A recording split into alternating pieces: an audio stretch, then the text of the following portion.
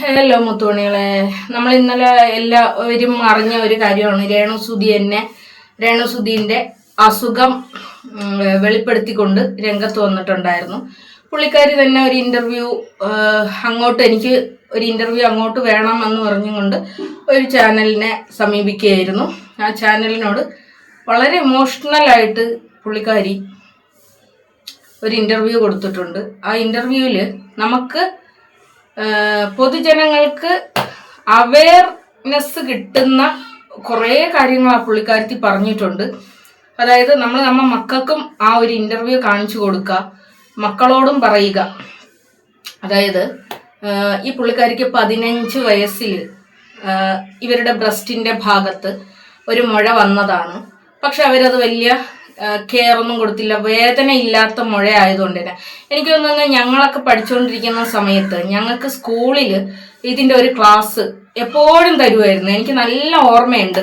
അതായത് നിങ്ങൾ കുളിക്കുന്ന സമയത്തോ മറ്റെപ്പോഴെങ്കിലും ഈ ബ്രസ്റ്റിൻ്റെ ഭാഗത്തോ അല്ലെങ്കിൽ മറ്റ് ശരീരത്തിൻ്റെ ഏതെങ്കിലും ഒരു ഭാഗത്ത് ഒരു മുഴ കണ്ടാൽ അതിന് വേദന ഇല്ല എങ്കിൽ നിങ്ങൾ തീർച്ചയായും അത് ഡോക്ടറിനെ കാണിക്കുക എന്നുള്ളതായിരുന്നു.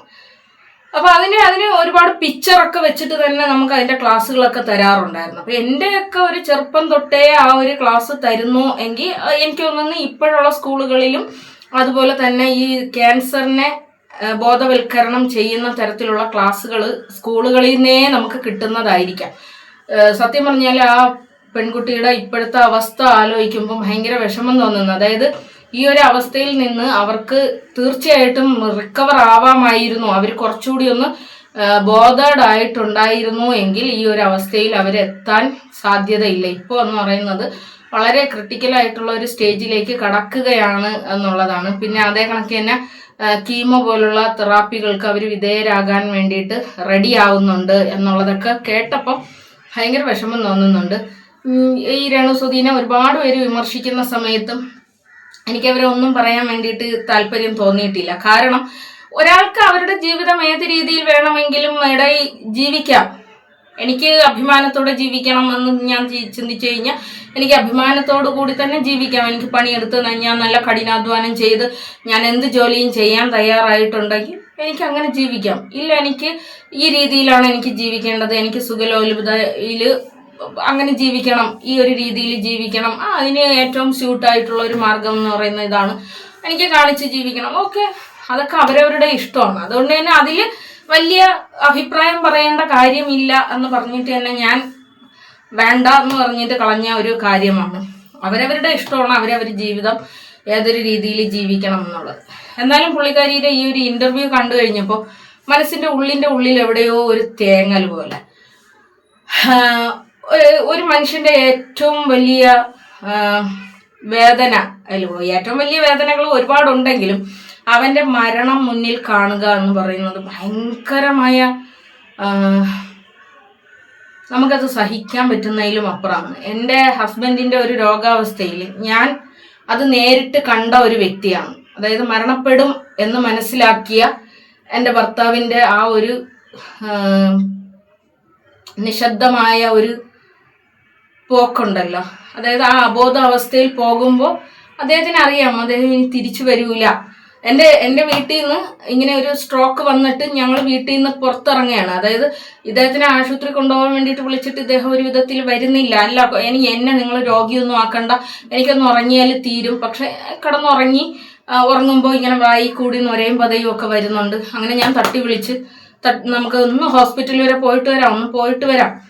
അപ്പോൾ ഇദ്ദേഹത്തിന് അറിയാം എനിക്കെന്തോ പറ്റിയിട്ടുണ്ട്, ഞാനിനി ജീവിതത്തിലേക്ക് തിരിച്ചു വരാൻ സാധ്യത കുറവാണ്, ഞാൻ ഹോസ്പിറ്റലിൽ പോയി കഴിഞ്ഞാൽ എനിക്കിനി തിരിച്ചു വരാനാവില്ല എന്നുള്ളത് അദ്ദേഹത്തിന് അറിയാം.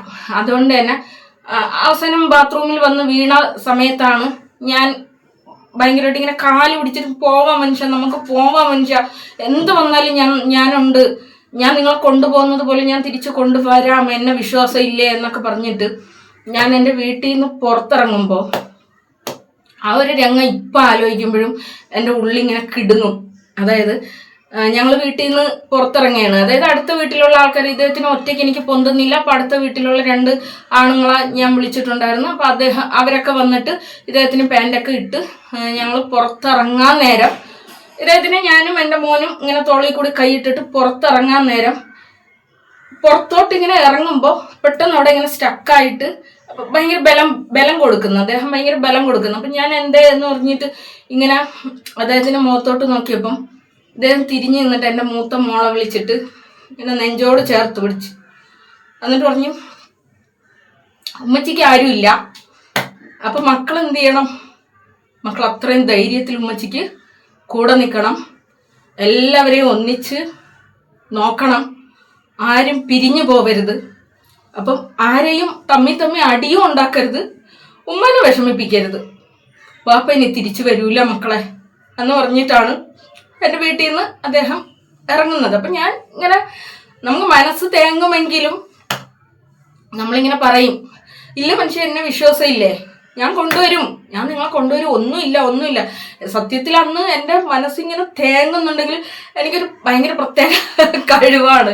അതായത് അത്രയും വലിയ വേദനയിൽ നിൽക്കുമ്പോഴും ഞാൻ കരയുന്നുണ്ടായിരുന്നില്ല.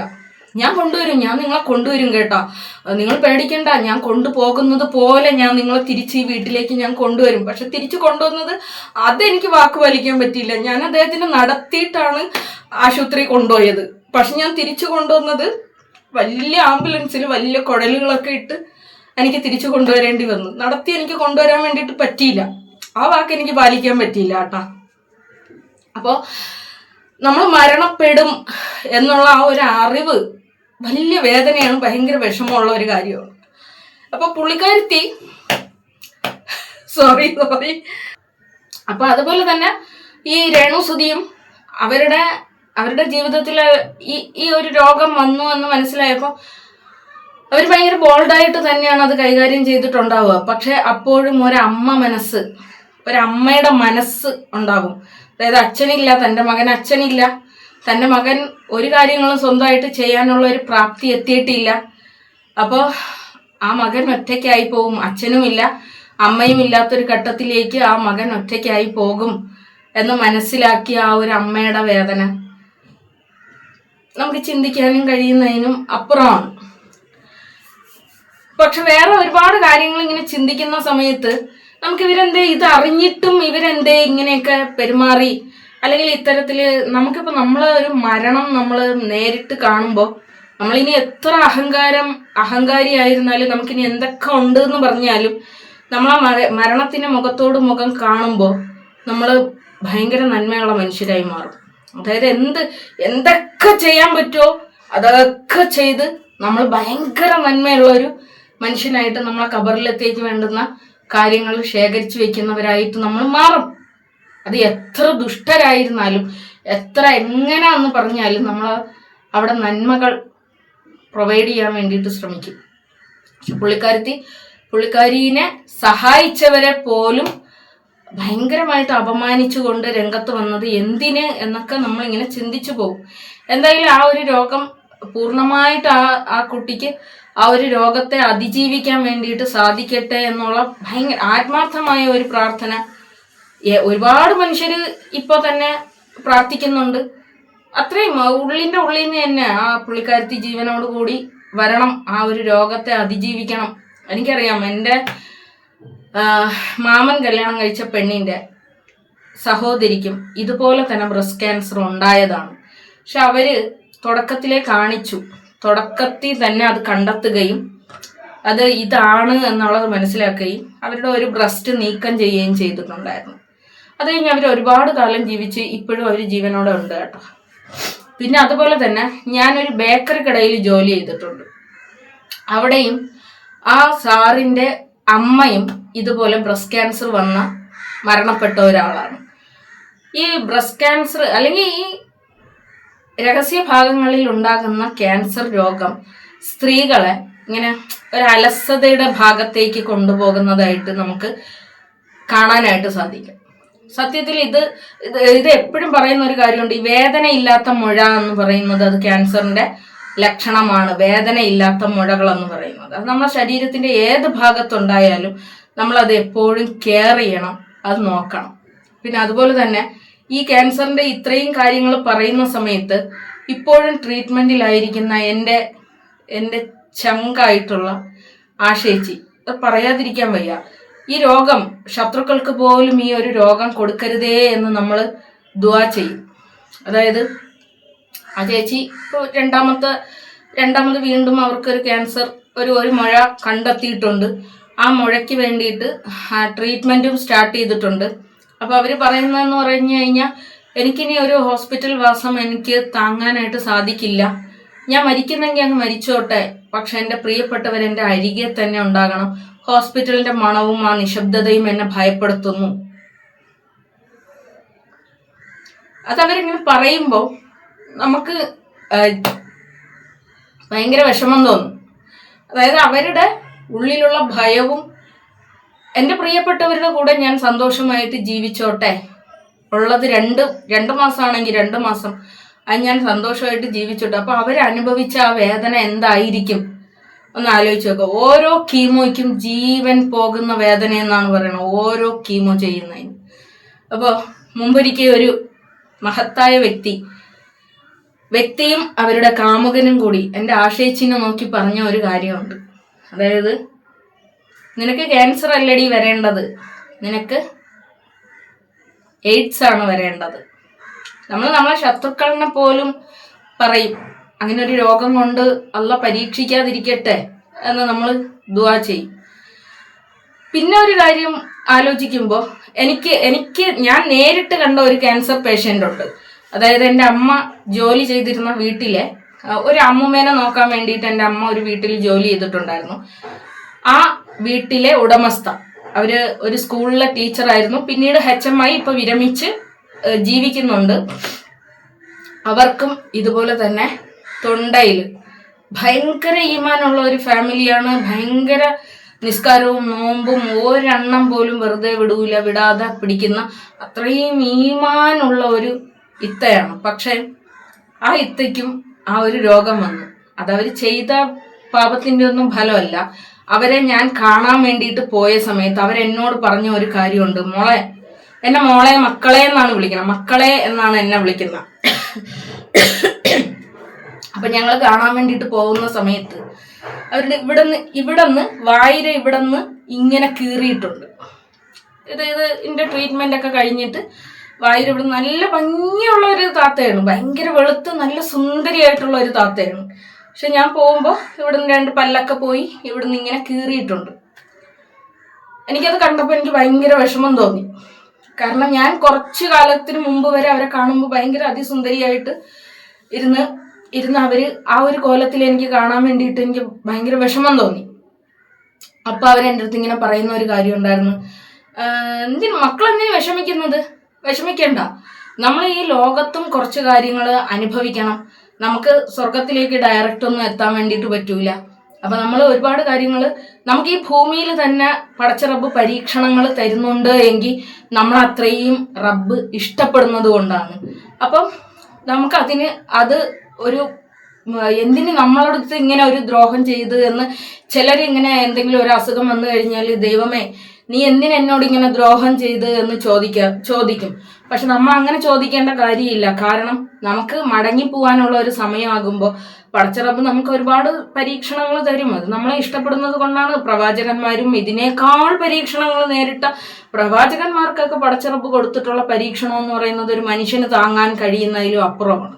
അപ്പൊ അവരെയൊക്കെ നമ്മളെപ്പോഴും ദുആ ചെയ്യുമ്പോൾ ഇങ്ങനെ ദുആ ചെയ്യണം. അതായത് പ്രവാചകന്മാരെ പടച്ചറബ്ബേ നീ പ്രവാചകന്മാരെ എത്രത്തോളം സ്നേഹിച്ചിരുന്നോ അതുപോലെ നിനക്ക് എന്നെയും സ്നേഹിക്കാൻ സാധിക്കുമോ എന്ന് നമുക്ക് ദുആ ചെയ്യാൻ വേണ്ടിയിട്ട് പറ്റണം.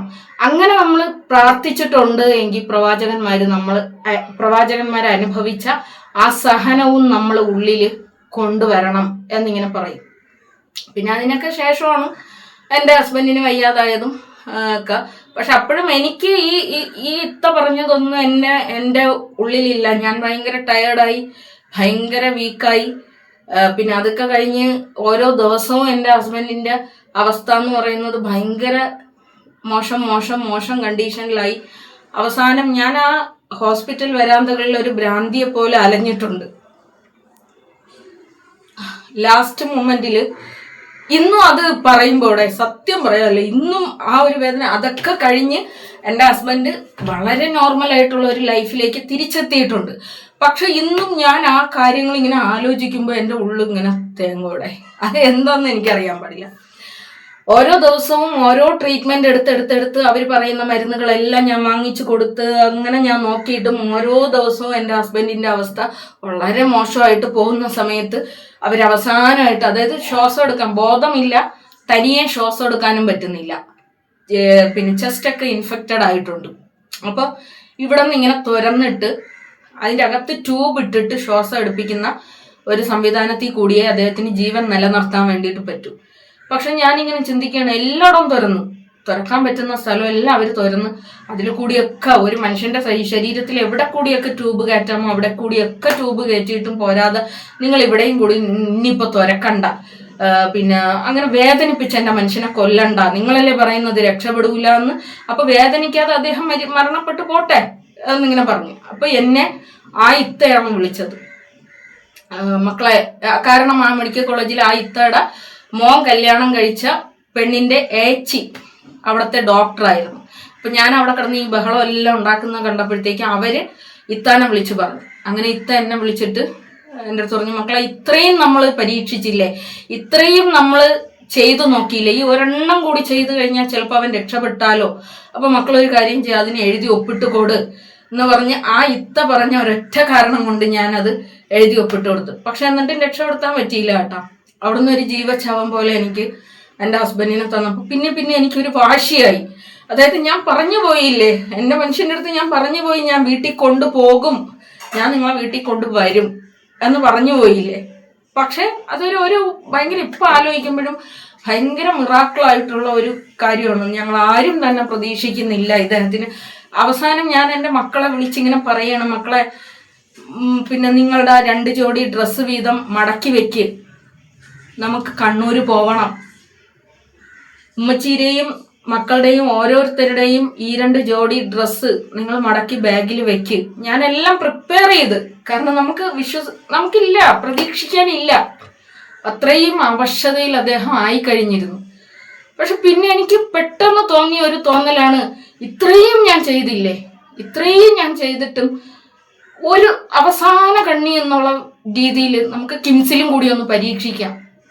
ഈ കിംസിൽ ഞാനായിട്ട് കൊണ്ടുപോയതല്ല, എൻ്റെ ഹസ്ബൻഡ് ജോലി ചെയ്യുന്ന സ്ഥാപനത്തിലെ സാറാണ് ഞങ്ങൾ അങ്ങോട്ട് വിടുന്നത്. അവരെ ഞാൻ വിളിച്ചിട്ടുണ്ടായിരുന്നു. അവിടെ വിളിച്ച് കാര്യം പറഞ്ഞപ്പോൾ അവർ പറഞ്ഞത്, എന്തായാലും ഇതുവരെ നമ്മൾ കൊണ്ടുവന്നില്ലേ, അപ്പം നമുക്കിനി വേറെ പ്രൈവറ്റ് ഹോസ്പിറ്റലിൽ ഒന്ന് നോക്കാം. പക്ഷെ അതും ഒരു സിനിമാറ്റിക് മോഡലായിരുന്നു കേട്ടോ. മെഡിക്കൽ കോളേജിൽ നിന്ന് നമ്മൾ വാശി പിടിച്ച് അവിടുത്തെ ഡോക്ടർമാരെല്ലാം പറഞ്ഞ് ഇവരെ പുറത്ത് കൊണ്ടുപോയാലും ഇതേ ട്രീറ്റ്മെന്റ് തന്നെയായിരിക്കും അവർ തരുന്നത്, പക്ഷെ അയാൾ രക്ഷപ്പെടൂല. പക്ഷെ എനിക്ക് മനസ്സില്ല, മരണത്തിന് അങ്ങനെ വിട്ടുകൊടുക്കാൻ എൻ്റെ ഉള്ളിൽ എൻ്റെ ബോധം എന്നെ സമ്മതിക്കുന്നില്ല. അങ്ങനെ ഞങ്ങൾ മെഡിക്കൽ കോളേജിൽ നിന്ന് ഇദ്ദേഹത്തിനെ ഡിസ്ചാർജ് ആക്കി SP ഫോർട്ട് ഹോസ്പിറ്റലിലാണ് കൊണ്ടുവരുന്നത്. അപ്പൊ എൻ്റെ ഹസ്ബൻഡ് വർക്ക് ചെയ്യുന്ന സ്ഥാപനത്തിലെ സാറിന്റെ മകൻ അവിടെയാണ്, മകന്റെ ഫ്രണ്ട് അവിടുത്തെ ഡോക്ടറായിരുന്നു. അതുകൊണ്ടാണ് ഇദ്ദേഹത്തിന്റെ കണ്ടീഷൻ കൃത്യമായിട്ട് നമ്മൾ അറിയുന്നത്. ആ സമയത്ത് മെഡിക്കൽ കോളേജിൽ ഇങ്ങനെ ഡോക്ടർമാർ വരും, എഴുതും, പഠിക്കും, പോകും, കുറെ ഗുളിയൊക്കെ എഴുതി തരും. നമ്മൾ പോയിട്ട് ഉള്ളൂരൊക്കെ പോയിട്ട് നമ്മൾ ഗുളിക വാങ്ങിക്കും, അത് ഇവർ വന്ന് 3 നേരം കൊടുക്കും.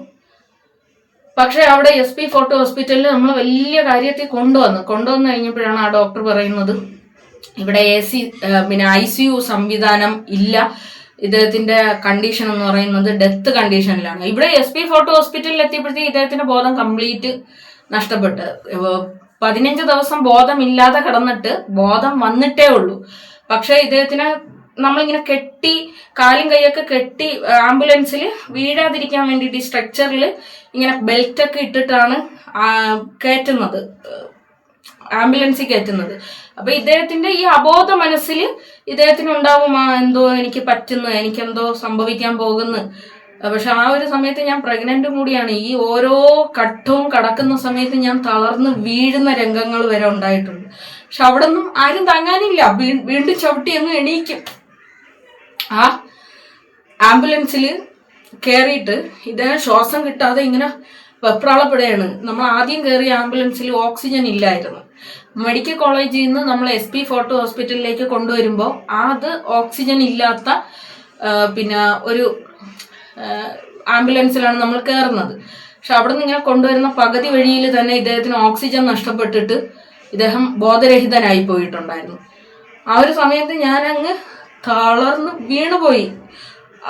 അദ്ദേഹത്തിന് ട്രീറ്റ്മെന്റ് കൊടുക്കുന്ന ആൾക്കാർ എനിക്കും കൂടി ട്രീറ്റ്മെന്റ് തരുന്ന ഒരു അവസ്ഥയിൽ മാറിയിട്ടുണ്ട്. അപ്പോഴും ഞാൻ പറഞ്ഞു വേണ്ട, ഞാൻ എണീറ്റ് ഞാൻ ഇരുന്ന് നിങ്ങൾ അദ്ദേഹത്തിനെ നോക്ക്, എന്താണ് പ്രശ്നമെന്ന് നോക്ക് എന്ന് പറഞ്ഞിട്ട് പിന്നെ SP ഫോർട്ട് ഹോസ്പിറ്റലിൽ കൊണ്ടുവരുമ്പോഴാണ് പറയുന്നത് ആള് ഓൾമോസ്റ്റ് ഡെത്ത് കണ്ടീഷനാണ്, നമുക്കിവിടെ ഒന്നും ചെയ്യാനായിട്ടില്ല, നിങ്ങൾക്ക് കഴിയുമെങ്കിൽ ഒരു ഹൈ കെയർ ICU ഉള്ള ഒരു ഹോസ്പിറ്റലിലേക്ക് കൊണ്ടുപോകുന്നു. ഞാനിങ്ങനെ മരിച്ചിരിക്കുകയാണ്.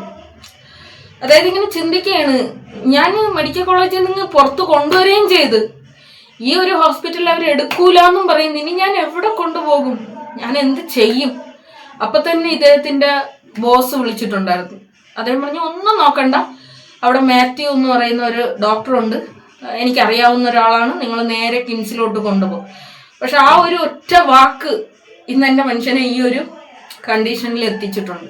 ചില സമയങ്ങളിൽ നമ്മളിനി എത്ര അഹങ്കരിച്ചാലും എൻ്റെ മനുഷ്യനൊന്നും ഒരിക്കലും സ്വപ്നത്തിൽ പോലും കണ്ടിട്ടുണ്ടാവില്ല മറ്റൊരാളിനെ ആശ്രയിച്ച് ജീവിക്കേണ്ടി വരുമെന്ന് എൻ്റെ മനുഷ്യനൊന്നും ഒരിക്കലും ചിന്തിച്ചിട്ടുണ്ടാവില്ല. കാരണം 10-15 വയസ്സ് മുതൽ പണിയെടുക്കാൻ തുടങ്ങിയതാണ്, സ്വന്തമായിട്ട് സ്വന്തം കുടുംബത്തിനെ പോറ്റാൻ വേണ്ടിയിട്ട് കഷ്ടപ്പെട്ടിട്ട് എന്നെ ആയിരുന്നാലും എൻ്റെ മക്കളെ ആയിരുന്നാലും തറയിൽ വെക്കാതെ എല്ലാ കാര്യങ്ങളും ചെയ്തു തരുന്ന ആ മനുഷ്യൻ ഇങ്ങനെ സ്വന്തം ജീവൻ പോലും രക്ഷിക്കണമെങ്കിൽ വേറൊരാൾ ചിന്തിക്കണം. ഇപ്പോൾ ഞാനിങ്ങനെ ചിന്തിക്കും, എനിക്കന്ന് സാമ്പത്തികമില്ല, ഞാൻ അവിടെ കിടന്നോട്ടെ എന്ന് പറഞ്ഞ് അവിടെ കിടത്തിയിരുന്ന് മെഡിക്കൽ കോളേജിൽ തന്നെ ഞാൻ കിടത്തിയിരുന്നു എങ്കിൽ ഒരുപക്ഷെ ഇന്ന് ആക്ഷേപിക്കുന്ന ആളുകൾ, എൻ്റെ കുഞ്ഞിനെ വെച്ച് എന്നെ ആക്ഷേപിക്കുന്ന ആളുകളുണ്ട്, അതൊക്കെ ചിലപ്പോൾ സത്യം എന്ന് ലോകര് പോലും വിശ്വസിക്കുമായിരുന്നു. പക്ഷെ എൻ്റെ മനുഷ്യനെ ജീവനോടെ തന്നുകൊണ്ട് പടച്ച തമ്പുരാൻ എന്നെ എത്രത്തോളം അനുഗ്രഹിച്ച് എന്ന് ഞാനിങ്ങനെ ആലോചിക്കും. എൻ്റെ കുഞ്ഞിൻ്റെ പിതൃത്വത്തിൻ്റെ പേരിൽ ആക്ഷേപം ഉന്നയിക്കുന്ന ആളുകൾക്ക് എൻ്റെ മനുഷ്യൻ എൻ്റെ കുഞ്ഞിനെ സംരക്ഷിക്കുന്നുണ്ട്, അതിലും വലിയൊരു മറുപടിയില്ല. എൻ്റെ മകൻ്റെ പേരിന് പിറകിൽ അദ്ദേഹത്തിൻ്റെ പേരാണുള്ളത്. ഇന്നും ആ മകന് വേണ്ടി നിശബ്ദമായി പോരാടുന്ന ഒരാളാണ് എൻ്റെ ഹസ്ബൻഡ് എന്ന് പറയുന്നത്. അവരൊന്നും അല്ല എൻ്റെ മോൻ്റെ പിതൃത്വം ചോദിക്കേണ്ടതും അന്വേഷിക്കേണ്ടതും. അവൻ എൻ്റെ മോനാണ്. ഒരു വെയിൽ തട്ടിയാൽ പോലും അദ്ദേഹത്തിന് ഓഫീസിൽ കൊണ്ടുപോകാൻ വേണ്ടിയിട്ട് പോകുന്ന സമയത്ത് എൻ്റെ മോൻ്റെ തലയിൽ ഒരു വെയിൽ തട്ടിയാൽ പോലും എൻ്റെ കഴുത്തിൻ്റെ ഇതിലേ കൂടി കൈയിട്ട് അദ്ദേഹം എൻ്റെ മകൻ്റെ ശിരസിന് മുകളിൽ സ്വന്തം കൈ ഇങ്ങനെ വെക്കും. ഒരു വെയിൽ തട്ടാൻ പോലും അനുവദിക്കൂല ആ മനുഷ്യൻ. അത്രയും പൊന്നുപോലെയാണ് ആ മനുഷ്യൻ നോക്കുന്നത്. അതിലും വലിയൊരു തെളിവ് വേണ്ട. ഒരാളുടെ കുഞ്ഞ് എന്ന് അവൻ സ്വയം പറയുകയാണ്, ഇതെന്റെ കുഞ്ഞാണ് എന്ന് അവൻ സ്വയം പറയുകയാണെങ്കിൽ ഈ ലോകം മുഴുവൻ അവന്റെ മേൽ അവിഹിത ആരോപണം ഉന്നയിച്ചാലും അവൻ എന്റേതാണ് എന്ന് പറയാൻ ഒരാൾ വരുന്നുണ്ട് എങ്കിൽ അതിലും വലുതായിട്ട് ഒന്നുമില്ലടേ. നമുക്ക് ആർക്ക് വേണമെങ്കിലും സംരക്ഷണം കൊടുക്കാം, നമുക്ക് ആർക്ക് വേണമെങ്കിലും. ഇവിടെ ചില വ്യക്തികള് പാവപ്പെട്ട ഉമ്മയുടെ കൂടെ ഇരിക്കുന്ന കാമുകൻ എന്തോ വലിയ ക്രെഡിറ്റ് ചെയ്യുന്നത് പോലെയാണ് പറയുന്നത്. അവൻ പറയുന്നുണ്ട് ആ കുട്ടിയെ അവൻ സംരക്ഷിച്ചു, സ്നേഹിച്ചു. അപ്പോഴും അവൻ കാറിൽ ഇരുന്നുകൊണ്ട് പറയുന്ന ഒരു കാര്യമുണ്ട്, നിന്റെ മോള് പലരെയും വാപ്പ എന്ന് വിളിച്ചവളാണ്. സ്നേഹമുണ്ടെങ്കിൽ ഒരിക്കലും പറയില്ലാടെ, സ്നേഹമുണ്ടെങ്കിൽ ഒരിക്കലും പറയില്ല. അത് നിന്റെ മകള് നിനക്ക് കഴിവില്ലാത്തത് കൊണ്ടാണടാ പലരെയും വാപ്പ എന്ന് വിളിച്ചത്. അതേ ആൾക്കാർ തന്നെ എൻ്റെ മകനെ അവിഹിത സന്തതി എന്നും വിളിക്കുന്നു. പടച്ചവനാണ് പലതിൻ്റെയും ഉത്തരം തരുന്നവൻ. അപ്പൊ അതുകൊണ്ട് തന്നെ ഇനിയും ഖേദിച്ചു മടങ്ങാനുള്ള ഒരുപാട് അവസരങ്ങൾ പടച്ച തമ്പുരാൻ തരും. നമ്മളെ മുമ്പില് ഖേദിച്ച് മടങ്ങാനുള്ള ഒരുപാട് അവസരങ്ങൾ സർവശക്തൻ നമുക്ക് മുന്നിൽ തരും. പക്ഷെ അതൊക്കെ പുല്ലുപോലെ വലിച്ചെറിഞ്ഞ് ഞാൻ തന്നെയാണ് നല്ലത്, ഞാൻ തന്നെയാണ് വലുത്, ഞാൻ തന്നെ എല്ലാം ഉള്ളവര് എന്ന് ചിന്തിക്കുമ്പോൾ പടച്ച തമ്പുരാന്റെ ചോദ്യങ്ങൾക്ക് മുന്നിൽ അല്ലെങ്കിൽ പടച്ച തമ്പുരാന്റെ അടികൾക്ക് മുമ്പിൽ ഒന്നും അല്ലാടെ